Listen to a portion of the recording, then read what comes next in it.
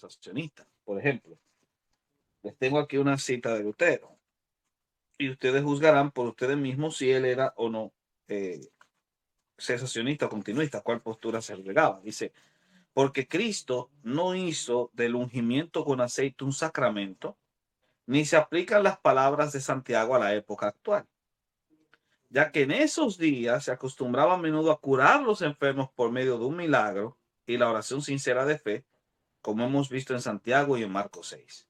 Esta cita de Lutero pareciera apuntar a que Lutero entendía que los milagros eran para esos días. Luego tenemos a Calvino comentando a Santiago. Santiago hablaba para el tiempo en que la iglesia gozaba de esta bendición, pero nosotros experimentamos lo contrario. Nuestro Señor ciertamente asiste en todo tiempo a los suyos y les socorre en sus enfermedades, ni más ni menos que en tiempos pasados cuando es menester, pero no hace demostración a los ojos de todos de estas virtudes y de los demás milagros que obraba por manos de los apóstoles, y la razón es que este don era temporal y también porque en parte ha perecido por la ingratitud de los hombres. Estas son dos posiciones clásicas de la Reforma que muchos han interpretado como una apología del cesacionismo. Ahora, si nosotros leemos bien, vamos a darnos cuenta que no es así. Por ejemplo, si yo leo a Lutero, eh, la posición de Lutero es mucho más radical en su posición de negar la posibilidad de los milagros para estos días. Sin embargo, más adelante vamos a ver en la biografía de Lutero momentos en los que él experimentó la respuesta de Dios a sus oraciones por la sanidad de algunos de sus colegas. Por ejemplo, está el episodio en el que Felipe Melanchthon recuperó la salud gracias a las oraciones del propio Lutero. Lo que muestra en este caso que la idea de que los milagros no podían ocurrir, o por lo menos el don de sanidad no podía ocurrir en la época reciente, sería negado a la luz de episodios en los cuales Lutero hacía oraciones de sanidad. La cita de Calvino es mucho más evidente porque Calvino no está negando la posibilidad de los milagros. Lo que está diciendo es que el don fue temporal y que ha perecido por la ingratitud de los hombres, de modo tal que si los hombres no fuesen desagradecidos, el don permanecería. Distinto a lo que piensa el continuista que el don se cerró a causa del canon.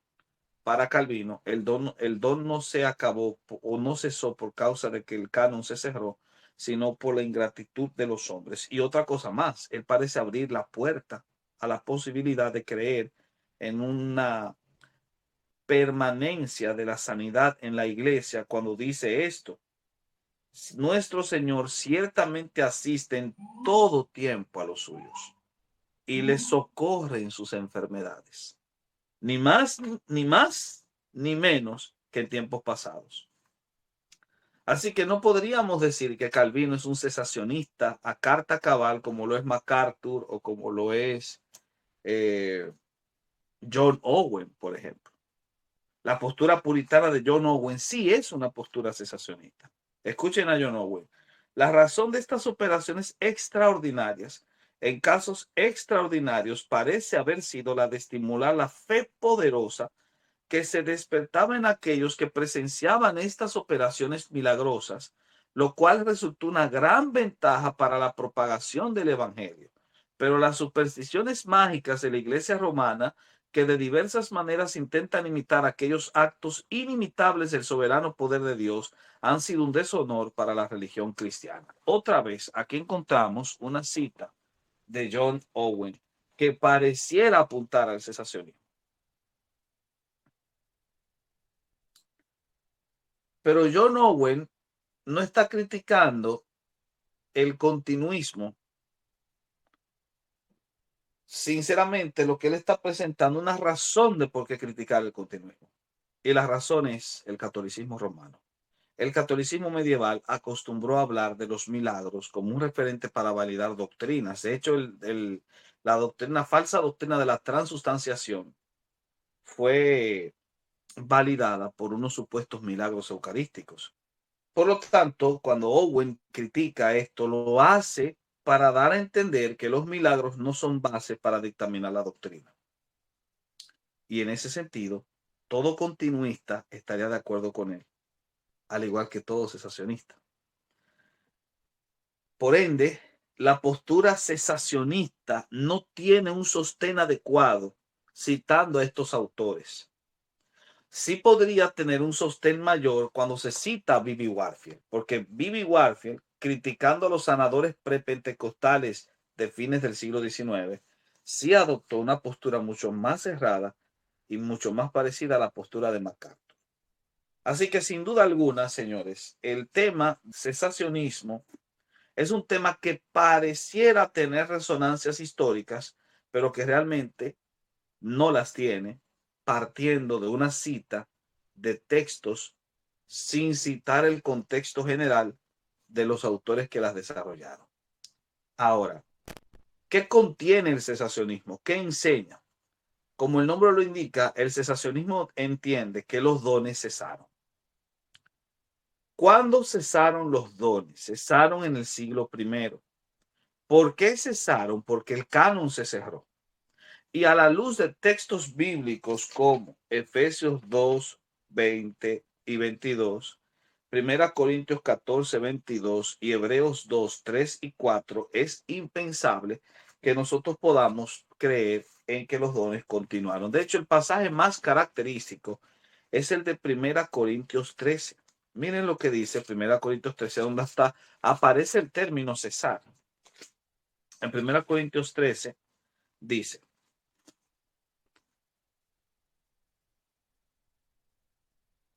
a partir del versículo 8, el amor nunca deja de ser, pero las profecías se acabarán y cesarán las lenguas y la ciencia acabará. Los cesacionistas, basándose en este texto y en otros más, entienden que estos dones tenían una misión. La misión de estos dones era confirmar la escritura. Confirmada la escritura, es decir, cerrado el canon, ya no son necesarias estas señales y milagros, y se ha prometido que cesarán. Este cese, dice el cesacionista clásico, que es un cese que se debe a que vino lo perfecto. Y así es como lo entiende en el versículo 9 hasta el versículo 12, porque en parte conocemos y en parte profetizamos, mas cuando venga lo perfecto, entonces lo que es en parte se acabará. ¿Qué es lo perfecto? El canon. Cerrado el canon, lo que es en parte se acabará. Porque ellos entienden que el canon es lo perfecto. Porque citando a Hebreos capítulo 2, versículos 3 y 4, dice: ¿cómo escapamos nosotros si descuidamos una salvación tan grande, la cual, habiendo sido anunciada primeramente por el Señor, nos fue confirmada por los que oyeron, testificando Dios juntamente con ellos, con señales y prodigios y diversos milagros y repartimientos del Espíritu Santo según su voluntad? Entiende el cesacionista que este texto es vital para entender qué es lo que Pablo quiere decir cuando habla de cuando venga lo perfecto. Es decir, lo perfecto es cuando el canon se cierre, puesto que los milagros, las señales, los prodigios y los diversos repartimientos del Espíritu Santo, según la voluntad divina, se hicieron para que Dios testificara que lo que los autores estaban hablando sobre Jesús era verdad. Así que estas señales eran para los incrédulos, puesto que los incrédulos necesitaban esas señales para creer. Pero cuando vino la compilación final del texto bíblico, cuando la escritura cerró el canon, ya no necesitábamos profetas que pululasen para darnos la voluntad de Dios, porque teníamos la palabra profética más segura aquí en la Biblia.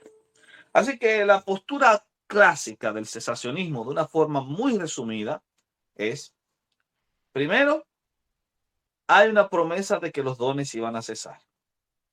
Segundo, cesarían cuando viniese lo perfecto, es decir, el canon se cerrase. Tercero, cerrado el canon, ya no son necesarios los dones, porque los dones solamente trabajan en parte, pero cuando vino lo perfecto, lo que es en parte acabó. Esas serían las tres posiciones principales o los tres postulados esenciales que el cesacionismo maneja. Los dones fueron necesarios hasta que se cerró el canon, ya no lo son y por ende no, no siguen funcionando. A, a partir de ese punto, entonces los cesacionistas miran a los continuistas y les presentan una serie de objeciones. ¿Cuáles son las objeciones que generalmente presenta un cesacionista a un continuista? Las objeciones son, primero, buena y necesaria consecuencia. Ellos entienden que es una buena y necesaria consecuencia que los dones cesen si el canon se cerró, porque ya nosotros tenemos la palabra profética más segura. Por ende, como tenemos la palabra profética más segura, es necesario que ya no busquemos por otro lugar a menos que queramos caer en el error. Puesto que si caemos en el error por escuchar a un milagrero y no a la palabra profética más segura, entonces eso es evidencia de que en el pensamiento continuista existe el peligro más fácil de dejarse manipular y engañar por estos sujetos. Así que me da una base más sólida el, el cesacionismo, puesto que me hace desconfiar de los milagros como tal y como parece estar anclada en una tradición histórica mucho más apegada a la herencia reformada, entonces por supuesto que muchos reformados se van a considerar ipso facto cesacionistas, de modo tal que es una buena y necesaria consecuencia de la reforma ser cesacionista. Si yo soy continuista y me hago llamar reformado, estoy cayendo en una contradicción. Esa sería la primera objeción que se presentaría. La segunda objeción es el fundamento. Solamente tenemos un fundamento. El fundamento es la palabra de Dios. ¿Por qué? Porque así es como nos lo dice Efesios capítulo 2, versículo 20 y 22, que dice que la iglesia está sustentada sobre el fundamento de los apóstoles y profetas. Los profetas son los autores del Antiguo Testamento. Nuestro ejercicio profético está en la Biblia. Por lo tanto, no necesitamos un ministerio profético pululante o itinerante como pasó en el primer siglo, porque ya tenemos la palabra profética más segura, que es el fundamento de nuestra fe. En ese caso, como la iglesia está sustentada sobre este fundamento, ya no necesitamos profecías y tampoco necesitamos milagros, puesto que el fundamento de la fe no son las señales y los prodigios, sino la palabra de Dios. Esa sería la segunda objeción. La tercera objeción es que el canon está cerrado. Y como ya vimos, canon cerrado, dones cesaron. La siguiente es que ante la acusación de los continuistas de que los cesacionistas están apagando el espíritu, el cesacionista responde diciendo es que el concepto de apagar el espíritu es un concepto muy oscuro y solo aparece en un pasaje bíblico. De un solo pasaje no puedo construir toda una doctrina. Y segundo, apagar el espíritu podría significar una multiplicidad de formas que no necesariamente tienen que ver con una afirmación con una negación a la afirmación de que los dones continúan. Y la siguiente es que los milagros no son parte de la historia de la salvación. Esa es otra objeción. Los continuistas entienden que sí, que los milagros forman parte de la historia de la salvación. Pero los cesacionistas entienden que no. De hecho, cuando nosotros analizamos el Antiguo Testamento, vamos a ver que siempre hay picos. Es decir, en la época de Moisés, Dios hizo enormes milagros. Pero cuando vamos al libro de los jueces, como que ya no hay. Y luego hay como un despertar de todos los milagros con los profetas Elías y Eliseo. Pero después como que ya no hay. Hasta que viene el Nuevo Testamento. Milagros. Pero luego, la experiencia posterior de la iglesia demuestra que ya no los hay. Entonces estaríamos en un pico. Por lo tanto, es evidente que la historia de la revelación nos muestra la posibilidad de que haya periodos de la iglesia en la que, o periodos de la historia de la salvación en la que los milagros no tengan una función relevante en la economía de salvación. Además, dice el cesacionista, creer eso es suponer que los milagros son parte de la salvación. Y eso es un problema. ¿Por qué? Porque el creyente más sincero y salvo se enferma. Y como el creyente más sincero y salvo se enferma, si yo asumo una postura como la que el cesacionista sostiene, entonces tendría que caer en el mismo discurso de los amigos de Job. Creer que un hermano enfermo está enfermo porque ha pecado, que fue un error que muchos continuistas manejaron durante mucho tiempo. Que la enfermedad como resultado del pecado evidencia que el hermano enfermo es un pecador, que tiene un pecado oculto que no ha confesado y por lo tanto está enfermo. Eso obviamente es una aberración, porque sin duda alguna suponer algo así es negar que la eficacia de la redención se encuentra en la cruz y la evidencia está en el corazón transformado. Aunque el cuerpo se vaya desgastando, el hombre interno se va renovando. Esa sería una forma de cómo ellos criticarían al cesacionismo. Y otra más que me parece también muy contundente en esa apreciación de la crítica del cesacionismo al continuismo en ese sentido, es que la salud tiene una definición. ¿Cuál es la definición de salud? Bueno, hay dos definiciones de salud. La primera definición de salud la dieron en la década de los 50, o la dio en la década de 50 una teórica llamada Peplot.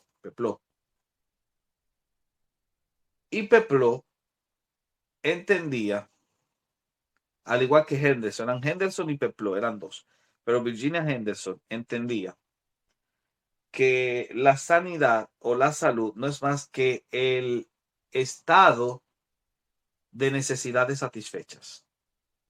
Esa es la salud.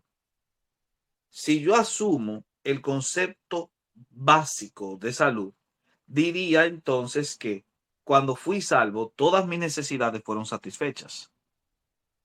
Y ciertamente toda necesidad espiritual ha sido satisfecha, pero la definición de salud implica las dimensiones eh, físicas y emocionales, porque la visión de salud es holística.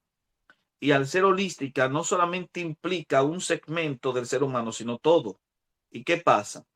Que no todas las necesidades del creyente han sido satisfechas. En el ámbito de la salud, en el ámbito físico, no han sido todas satisfechas, puesto que nuestro cuerpo tiene necesidades. Luchamos con vestigios de la depravación en nuestra vida, que es lo que llamamos pecado remanente. El cristiano se puede deprimir. El cristiano sincero y genuino puede enfrentar problemas de angustia, de estrés. Si fuese cierta la afirmación del continuismo y la sanidad divina sería una consecuencia lógica de la salvación, entonces el cristiano depresivo es menos salvo que el cristiano que no está depresivo. El cristiano que está bajo estrés es menos salvo que el que no lo está. El cristiano enfermo de cáncer es menos salvo que el que no tiene ese problema. De modo tal que el continuismo tiene un problema en su raíz, entiende el cesacionista, porque al suponerle carga soteriológica a la sanidad, está reduciendo el valor de la salud, de la salvación. Y si a eso le agregamos la segunda definición clásica, que es la de la OMS del 77, estado de bienestar, nosotros no podemos decir que en este mundo tenemos un estado de tal bienestar, a menos que abracemos la herejía del evangelio pleno, que dice que tu mejor vida es aquí y ahora. Eso es lo que el cesacionista le critica al continuista. Y a eso le inserta una última objeción, que es la objeción de la consistencia divina. ¿Qué es eso? Explicamos. Dice el cesacionista que el paradigma teológico que manejan los continuistas es el que yo acabo de mencionar, la consistencia divina. Pero que ese es un paradigma peligroso. Voy a explicar por qué. Los teólogos liberales del Seminario de Jesús también manejaban ese principio para negar los milagros. ¿Qué quiere decir la consistencia divina? Que si Dios actuó en el pasado de una forma, Él consistentemente va a actuar en el futuro igual. A eso se llama consistencia divina. Los teólogos liberales del Seminario de Jesús dijeron, como Dios no hace milagros hoy, entonces es consistente que nunca los hizo ayer, que nunca los hizo en el pasado. Consistencia divina aplicada en negativo. Los cesacionistas dicen que eso mismo hacen los continuistas, pero en un sentido positivo, no mirando hacia el pasado, sino al futuro. Porque ellos dicen, si Dios hizo milagros en el pasado, consistentemente los hará en el futuro. Entonces es la misma herejía, pero en una dirección diferente.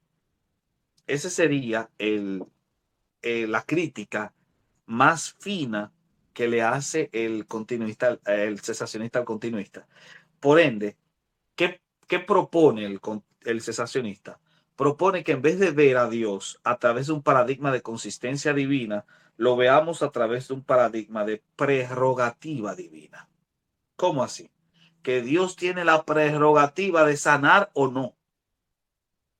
Que Dios es soberano. Si Él quiere desarrollar una era de milagros, lo hace. Pero si Él no quiere, Él no está atado a reglas que lo hagan consistente con. Él actúa como desea. Y este sería más o menos las objeciones que el cesacionismo le presenta al continuismo.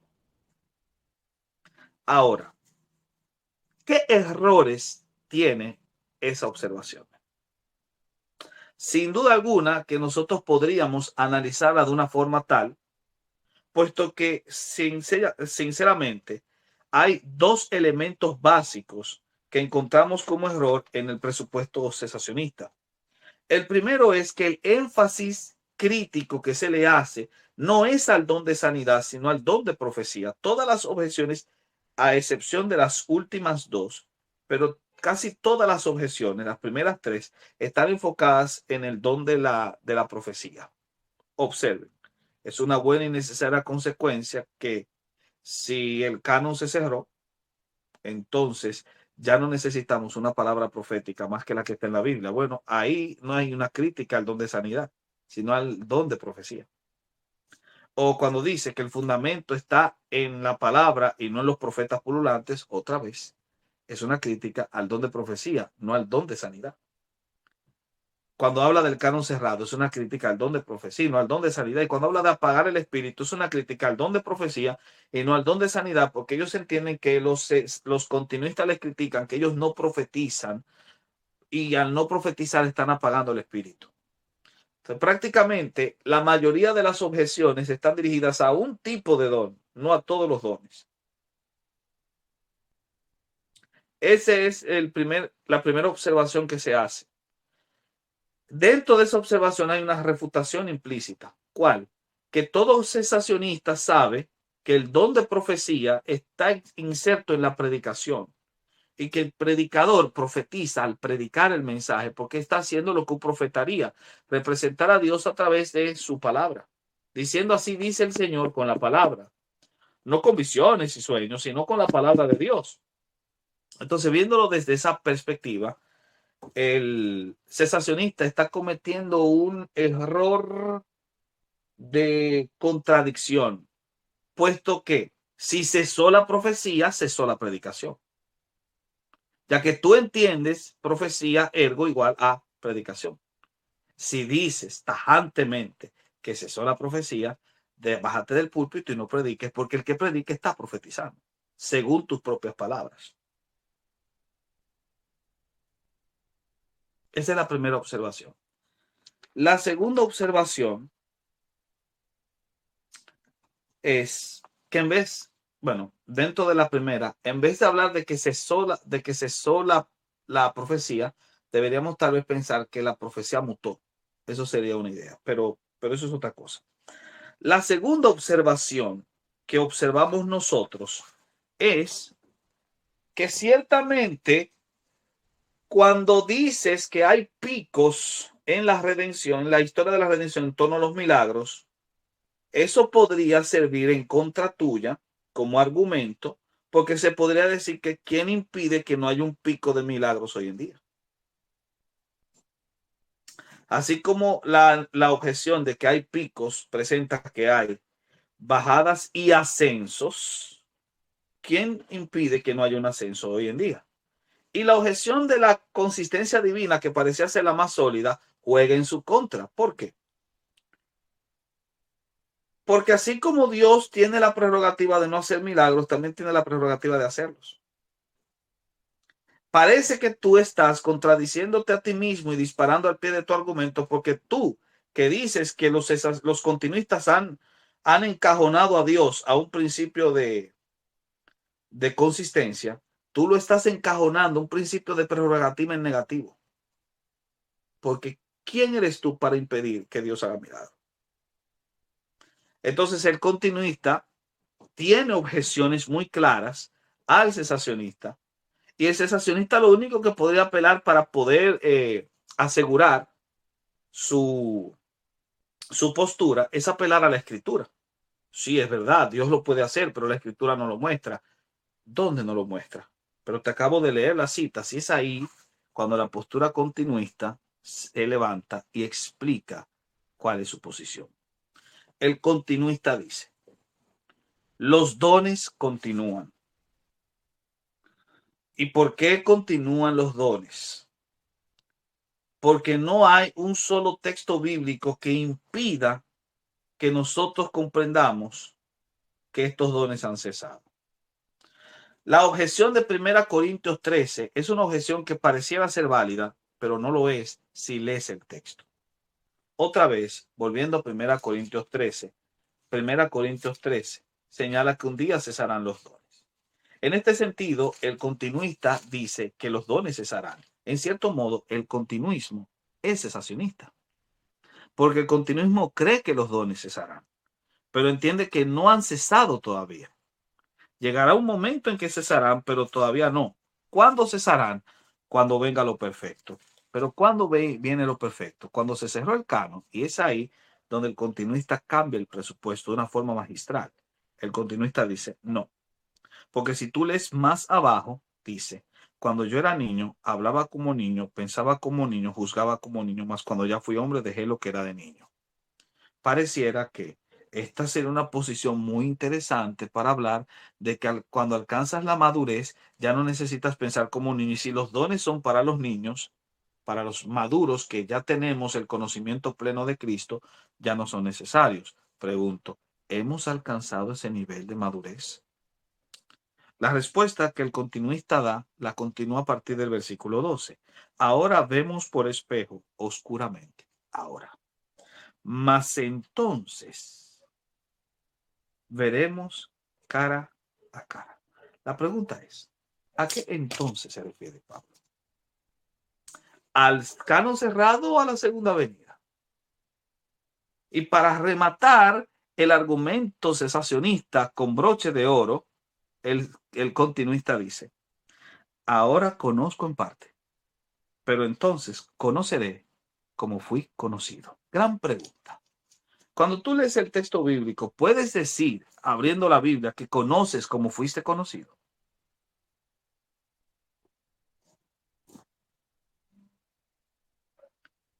Más aún, más aún, él apela a Efesios y sin embargo el continuista utiliza el mismo libro de Efesios para demostrar que lo perfecto es la venida de Cristo.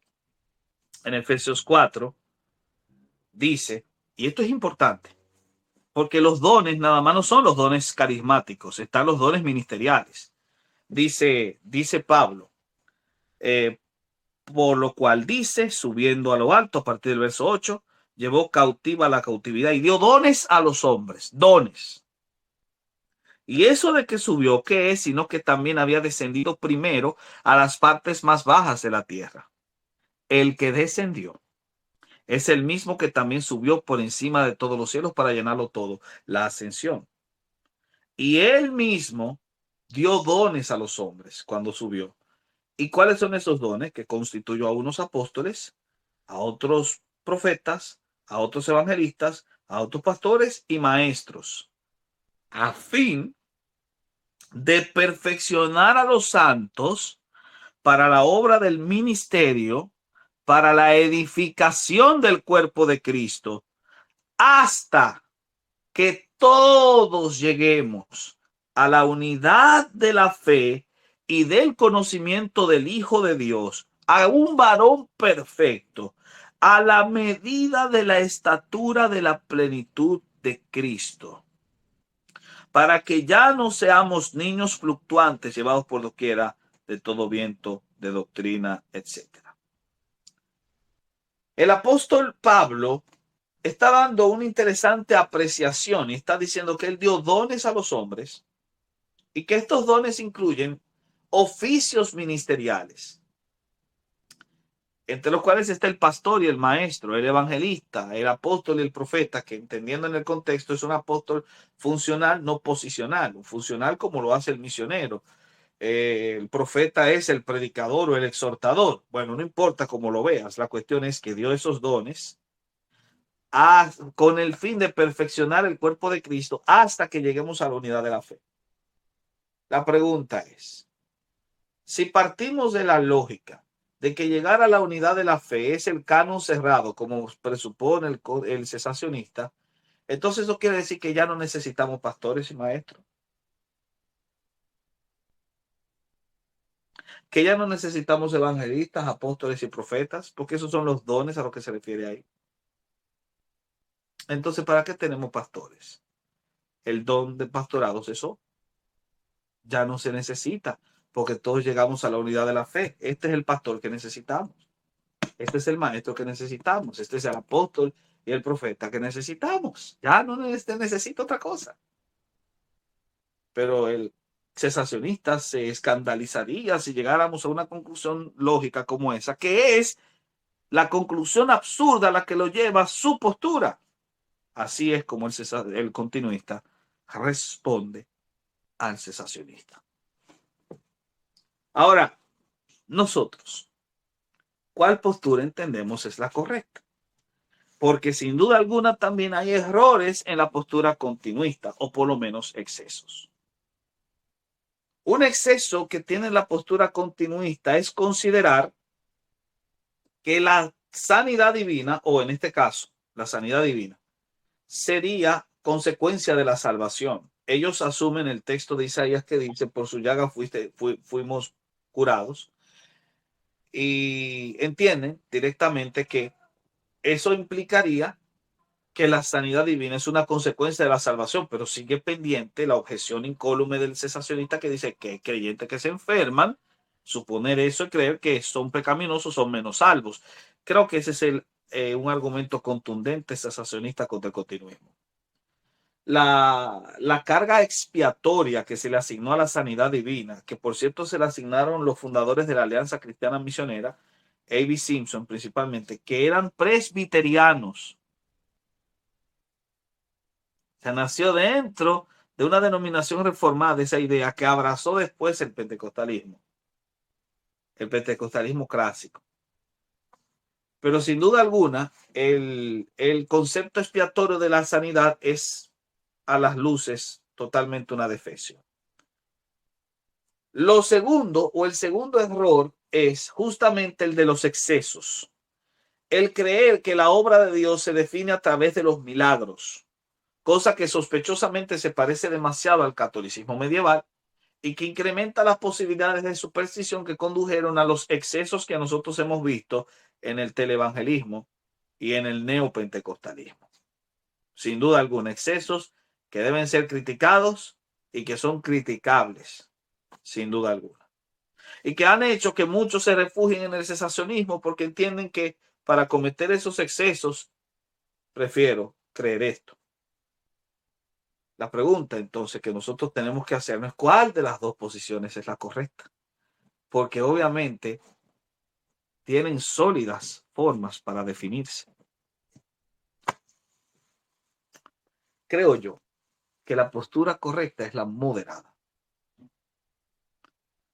Nosotros, bíblicamente hablando, no podemos ser cesacionistas hasta que Cristo vuelva. ¿Por qué? Porque decir que los dones cesaron es decir que cesó la conversión. Porque no hay mayor milagro que la salvación de una persona. En ese sentido, los milagros continúan. Lo segundo es, a la luz de los textos del Nuevo Testamento, vamos a ver que ellos presuponían que Dios todavía sanaba. Y la oración de fe sanará al enfermo. Ya, sin duda alguna, el apóstol Santiago tiene una noción continuista. Y estamos hablando de principios de la década del 60 del siglo I. Todavía, a finales del siglo I, tenemos al apóstol Juan orando por Gallo por sanidad. Amado, deseo que seas prosperado en todo y que tengas salud, así como desea tu alma. Obviamente, un deseo de salud no implica aquí que sea una doctrina cardinal. Y es ahí donde tenemos que aclarar los errores. Primero, el cesacionismo está atacando frontalmente el don de profecía, pero no el don de sanidad, puesto que un buen cesacionista ora por los enfermos. Por lo tanto, hay que aclarar si en la discusión del debate cesacionista continuista está presente los milagros, porque se entiende que Dios opera milagros si quiere o no, y Dios lo hace y lo ha hecho siempre. Aclarado entonces, ¿qué es lo que usted entiende por cesar? Entonces tenemos que preguntarnos la otra cosa. ¿Cuándo es que cesará? Sin duda alguna, el cuándo es importante. Porque si yo entiendo que es el canon cuando se cierra, entonces también tengo que creer lo que 1 Corintios 13 dice, de que cuando cesen las lenguas, cuando cesen los dones, también cesará la ciencia. Y la ciencia no ha cesado. Así que está apuntando a un hecho escatológico final, no a nuestra era presente, sin duda alguna. Entonces, aclarado eso, podemos construir una respuesta que nos permita entender que una posición correcta es la que entiende que el continuista tiene razón al hablar de que los milagros y los dones continúan hasta que Cristo vuelva, pero que el cesacionista tiene razón cuando dice que esos milagros, esos dones, esas señales no tienen carga soteriológica y que Dios opera si quiere o no y que no están en propiedad del individuo, sino bajo la prerrogativa divina. En eso sí estamos de acuerdo. Teniendo estas dos ideas juntas, podemos tomar una posición intermedia, que es la que Wayne Grudem, John Piper, Donald Carson, que son reformados, han asumido. Y a eso le colocamos una cereza en el pastel, y la cereza en el pastel es que mi posición sobre el debate continuista o cesacionista no tiene nada que ver con mi posición soteriológica. Porque al descargársele de la carga soteriológica, yo puedo muy bien ser calvinista y ser continuista. De modo tal que Jerram MacArthur, cuando cree que todo continuista no es reformado, se puede ser reformado y continuista a la vez. Porque como vimos en Lutero y Calvino, una lectura detenida y pausada demuestra que ellos no están cerrados totalmente a la idea del continuismo. E incluso una lectura de John Owen también. Visto eso, ahora tenemos que construir un esquema. Y el esquema, sin duda alguna, se construye apelando a dos ideas. Dije, a la Biblia y a la historia. Comencemos con la historia y dejemos la Biblia como regula fide al final. La historia. ¿Cesaron los dones en el siglo I? No. De hecho, un acercamiento a la historia de la iglesia nos evidencia que no es así, puesto que tan temprano como en el siglo II, Justino Mártir, en su diálogo a Trifón, dijo que milagros y señales eran hechos por nuestros cristianos en el momento en que Justino Mártir estaba escribiendo. Ireneo de León también aseveraba que la imposición de manos se utilizaba para el ejercicio de los dones sanatorios en su libro Contra las herejías. También Tertuliano, Clemente, Orígenes afirmaban la continuidad de los milagros en los núcleos cristianos. Teodoro de Mopsuestia, finales del siglo IV, Teodoro de Mopsuestia afirmaba: abundantes son los milagros y sanidades en nuestro medio, en un tratado que se llama nada más y nada menos que Sobre los milagros. Agustín de Canterbury, Edad Media. Estamos hablando de el más grande evangelizador de los britanos, de los anglosajones. Agustín de Canterbury, la figura misionera más importante de la Edad Media. Menciona casos de sanidad entre los bretones mientras ejercía la misión. Lo mismo nosotros encontramos en la comunidad valdense, finales de la Edad Media, quienes ellos mencionaban casos en los cuales Dios operaba sanidad a través de la oración milagrosa, a través de la oración de la iglesia. Y cómo no, como dice Donald Dayton en este libro muy bueno que se lo recomiendo, Las raíces teológicas del pentecostalismo, a partir de la página 77, bueno, en la página ya, en la página 77 inicia su explicación de cómo se desarrolló este movimiento de sanidad divina, pero él habla de dos importantes figuras. Primero están los pietistas. El pietismo, sin duda alguna, tenía una carga continuista. De hecho, Pengel, que es uno de los más importantes comentaristas pietistas, escribió lo siguiente. Decía, aún en nuestros días la fe tiene para cada creyente un poder escondido de carácter milagroso. Los pietistas alemanes, que son los promotores de las misiones modernas y admirados por los reformadores actuales, o sea, por los reformados actuales, los pietistas tenían una visión continuista. El metodismo, menos admirado, pero con una fuerte carga pietista, el metodismo también tenía una concepción continuista de los milagros. Y es algo que Wesley llegó a ver en su propio ministerio, ejerciéndolo de tal modo, puesto que él fue respaldado en sus actividades con señales y con milagros. Lo mismo encontramos en el movimiento de santidad. Edward Irving también tenía esa concepción de que los milagros continuaban. Y Charles Finney, obviamente, independientemente de si estamos de acuerdo o no con parte de sus presupuestos, sin duda alguna también hablaba de que los milagros continuaban. De modo tal que el movimiento de sanidad es un movimiento que tuvo una continuidad desde el análisis de la patrística. Nosotros podemos estar de acuerdo o no, pero no podemos decir que hubo una postura cesacionista que se mantuvo incólume hasta que vinieron los pentecostales. Jamás. Jamás. Ahora, ciertamente es verdad que porque en el siglo I se haya ejercido algo, no quiere decir que sea verdadero, a menos que lo comprobemos con la Biblia. Porque ciertamente muchos creyentes del siglo I manejaban doctrinas que son heréticas. Los judaizantes son del siglo I y son heréticos. Los antinomianos son del siglo I y son heréticos. Hay un prenosticismo que critica a Pablo en Colosenses y que Juan ataca en Primera de Juan. Y es herético, sin duda alguna.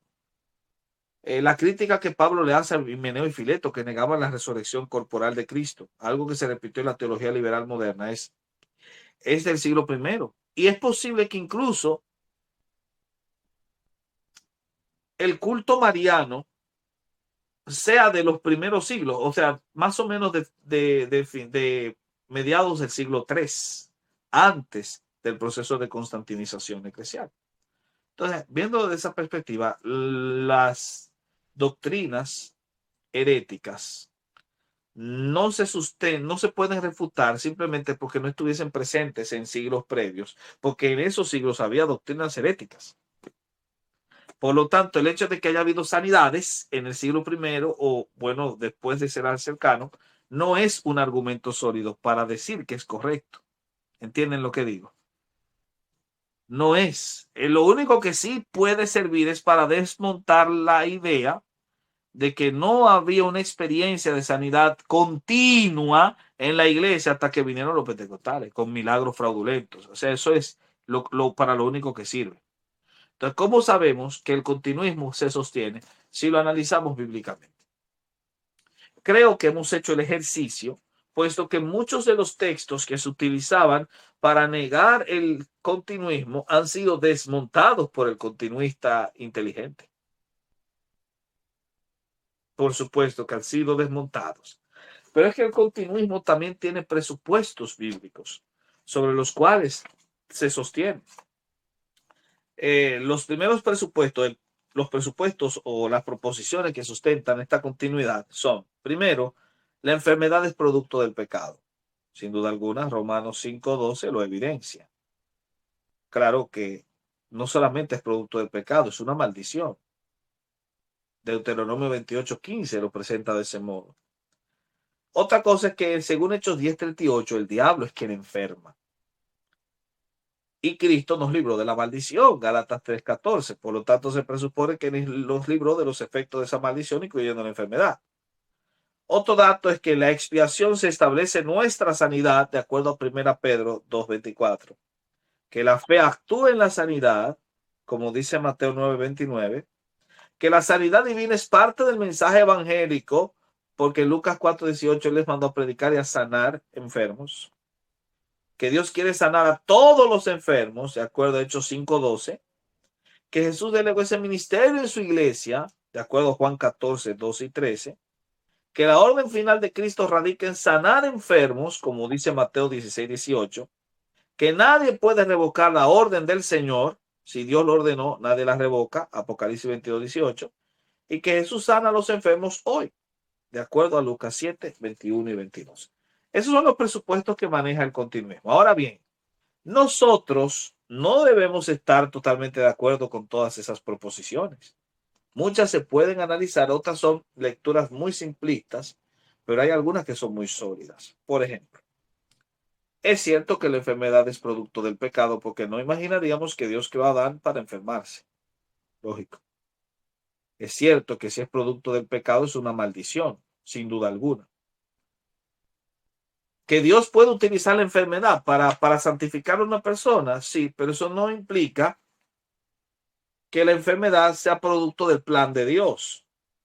Porque al final de cuentas, la enfermedad es una nota desentonada en la armonía del universo, en la armonía de la creación. Lo que pasa es que Dios escribe derecho sobre líneas torcidas. Dios no aprobó que los hermanos de José vendieran a José, pero utilizó esa maldad. Dios no es el que aprueba la enfermedad, pero la puede utilizar. Así que en ese sentido, esas dos presuposiciones están más o menos bien. El diablo es quien enferma. Esa proposición debe ser revisada, porque en ocasiones Dios da la llaga. A menos que digamos que es que, como pasó con Job, cuando Dios da la llaga es porque Dios permite que el diablo enferme. Así que esa proposición es ambigua. Podría ser sí, podría ser no. Yo la marcaría como probable. La tercera, Cristo nos libró de la maldición, indudablemente. Eso es cierto. Pero en la expiación se establece nuestra sanidad. Sin duda alguna, esa proposición es ambigua, puesto que ciertamente en la expiación se establece nuestra sanidad en el sentido de que por su llaga fuimos nosotros curados. Pero es que el término salud es un término que hay que entenderlo mejor. Es posible que el término salud tenga muchas más implicaciones que la salud física. Salud emocional, salud espiritual. De hecho, las traducciones antiguas traducían salvación por salud. De modo que salvación es igual a salud. Puede ser que esté hablando de la salvación. Ahora, por su llaga fuisteis curados. ¿Curados de qué? ¿De nuestras enfermedades o de nuestro pecado? ¿Entienden? Ese es el punto. Por eso es ambiguo. Otra, la fe actúa en la sanidad. Por tu fe has sido curado. Dios puede utilizar la fe para sanar dentro de su voluntad. Así que podríamos agregarle dentro de su voluntad y el presupuesto se mejora. Este otro, la sanidad divina es parte del mensaje evangélico. Sí, pero otra vez hay que aclarar a qué sanidad te refieres. Podría ser la del cuerpo, pero no necesariamente. Ahora, podemos orar para que Dios sane, sí, pero está dentro de su voluntad, obviamente. Esa sería también ambigua. Dios quiere sanar a todos los enfermos. Bueno, habría que revisar las citas que ellos dan, Hechos 5, 12, 15 y 16. Yo estoy haciendo esto como si fuera un ejercicio que yo estoy descubriendo con ustedes, para que sea como más didáctico, ¿verdad? ¿Lo están disfrutando? Ok. Muy bien, entonces vamos a ver lo que dice Hechos 5. Los versículos que dieron eran el 12, 15 y 16. Vamos a ver. Y por la mano de los apóstoles se hacían muchas señales y prodigios en el pueblo. Estaban todos unánimes en el pórtico de Salomón. De los demás, ninguno se atrevía a juntarse con ellos, mas el pueblo los alababa grandemente. Y los que creían en el Señor aumentaban más, gran número, así de hombres como de mujeres. Otro texto que tuvieron ahí, vamos a ver, 16. Vamos a ver qué dice. Y aún de las ciudades vecinas, muchos venían a Jerusalén trayendo enfermos y atormentados de espíritus inmundos, y todos eran sanados.